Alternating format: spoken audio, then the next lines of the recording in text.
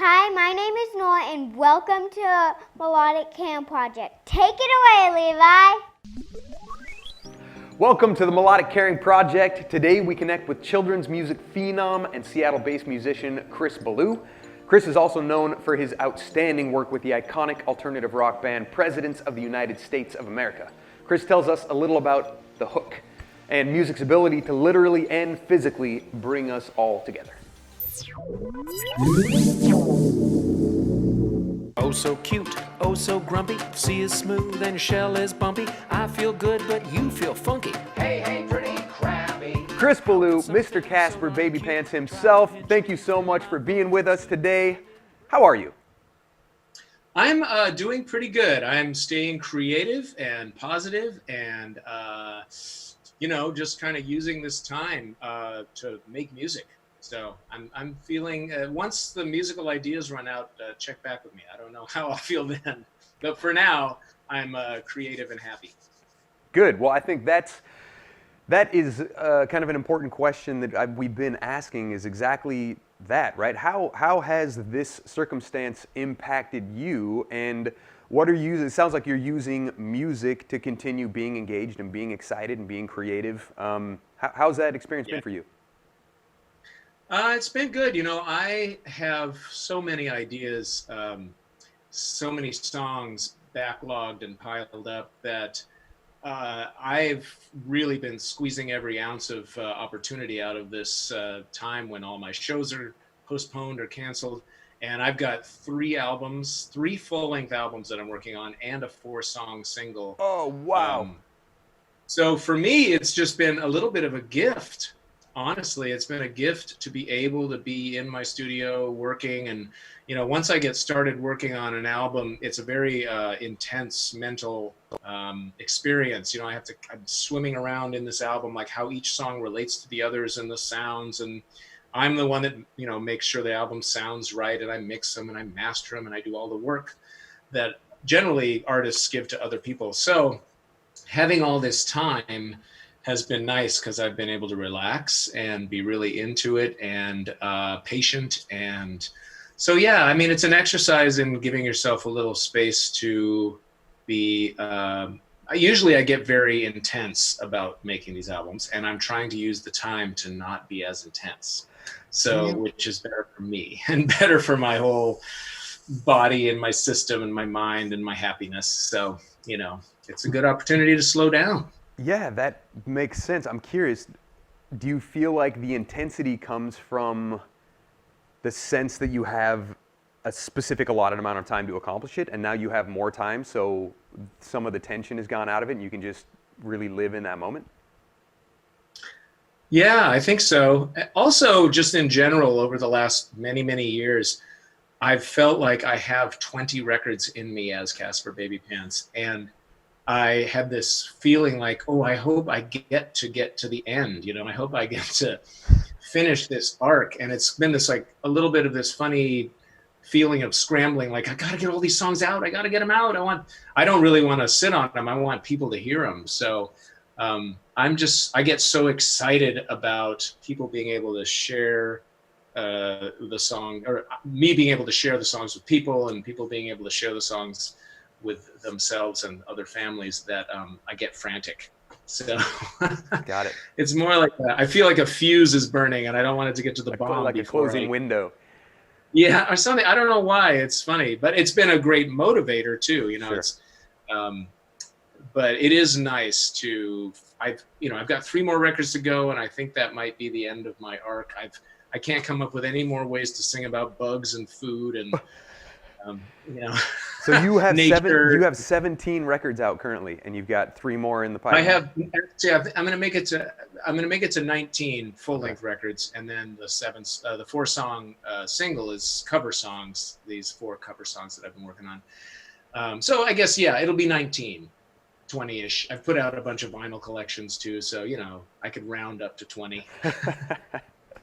Wow, what an incredible creative journey that must have been. I'm curious, through all your years, obviously touring and playing with Presidents of the United States of America and now Casper Babypants. You have so much experience with music and how it connects and how it brings people together. What is your, do you have a memory, like one really strong memory of a time that music really changed perspective or brought people together when they otherwise would not have been together sharing a space? Oh, that's a good one. When they would otherwise have not been together. Well, my early days, I played in the subway and on the street in Boston and New York. So there's a spot where everybody's busy, everybody's on their way somewhere, trying to catch a train, going to work, going home from work, whatever it was. And if I could gather a crowd just through the strength of the songs I was playing, that felt like I'd created a gathering out of nothing, out of a space where people were just busy to, in a hurry to just move through. And I didn't, try to talk to people and say, hey, stop, listen to this song. I would just try to play songs that were like, I always imagine a song as like a hook that reaches out, and literally a hook. They talk about hooks in songs. Well, I take that literally. And it really was a good proving ground for understanding what it takes to make someone stop when they're supposed to be somewhere else and listen. So that helped my songwriting, I guess. I always kind of imagine myself back on the street when I'm doing these songs. So, that's my major memory. Super interesting, actually, because your music is very hook oriented. It's one of those things, like they call it an earworm, right? It just gets there and it's just stuck in your head. So you feel like that some of that creative process for you came out of that experience of being in the subways and trying to hook people in, bring them in? Oh, absolutely. Yeah. I mean, they had no reason to stop. There's all sorts of footage online of famous, world-renowned violinists playing in the subway and nobody cares. Everyone's just walking by.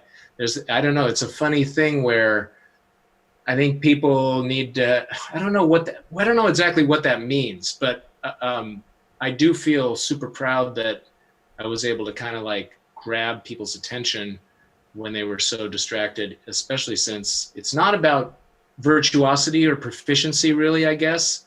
It was more my energy, I was trying to tell stories and paint pictures and make little movies go off in people's minds that would make their day better. And so I guess it just strengthened that idea, and then that spilled over into the Caspar thing, because that's how I really think of all of my Caspar songs, is I see a movie in my head like, haha, that's funny, that rock has googly eyes on it and it can talk. And then I try to write a song that just describes what I see, so that the theory is that when someone listens to it, they'll see something, maybe not exactly what I saw, but they'll see a picture. And that's, I think, is why I love music and I love songwriting, is that it makes you travel in your mind. Sometimes when I hear a song and it doesn't do that, all I see in my mind is a band in a studio or a mixing board. I see the gear that they use to make the song, but I don't see a story. Right, the message picture of the song didn't come through necessarily. Yeah. Man, I love that. I mean, especially right now, right, when we're all very much stuck in one spot, to be able to allow people the ability to travel inside of their own mind is an incredible gift. I mean, that's huge. Yeah. I guess that's maybe why I'm enjoying making the stuff now too, because as I make these 3 albums, I'm traveling like crazy. I mean, I've got a song on one of my new albums called Pickle Holiday, about a pickle who jumps out of the jar and goes on a cruise and comes back, and I'm like, I don't understand what's going on here. And then I realize, I look at the calendar, I'm like, oh, it's a pickle holiday. Okay. I didn't know it was pickle holiday. So. That's amazing. Well, we would love to share some of these songs, some of these journeys with people. Do you have we've got some special kids in hospitals tuning in. Would you mind giving a dedication to them, and then let us know where we can share these resources with these folks to tune in and take a holiday in their mind?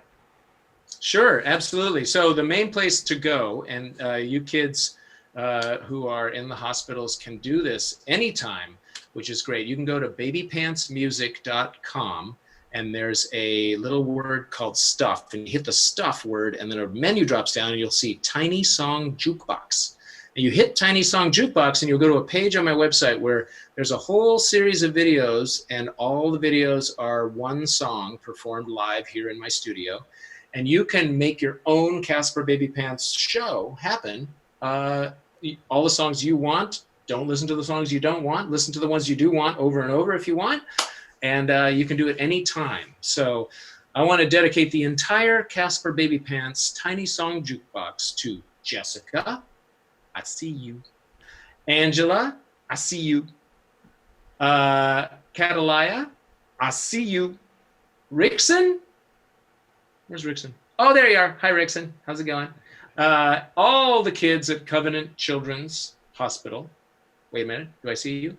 I see you.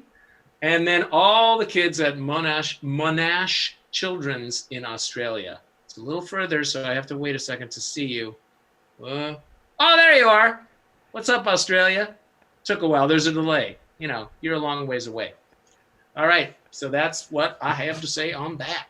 I love it. Beautiful. Well, we will also put a link in when we post this. But Chris, thanks so much for joining us, man. I appreciate your insight and a little bit of positivity, a little levity on this crazy journey we're all on. Yeah, it's going to be fine. Don't worry, everybody. This is what humanity needs. We need an event like this to pull together, to sort of like imagine that we are all connected, because that imagining, that myth, that story we're going to tell about ourselves and how we're connected can become true. And that's what we need. We need our stories to become true about how we're all one big organism, really. We're little parts of one big organism. So let's just do what we can to keep the parts that need our help helped and supported. Thank you all so much for joining us today. If you or someone you know is battling illness and needs support, you are not alone. Sign up today at melodiccaring.org. And a huge thank you to all of our healthcare providers and first responders working so hard during this COVID-19 crisis. We appreciate you. I'm Levi Ware. This is the Melodic Caring Project.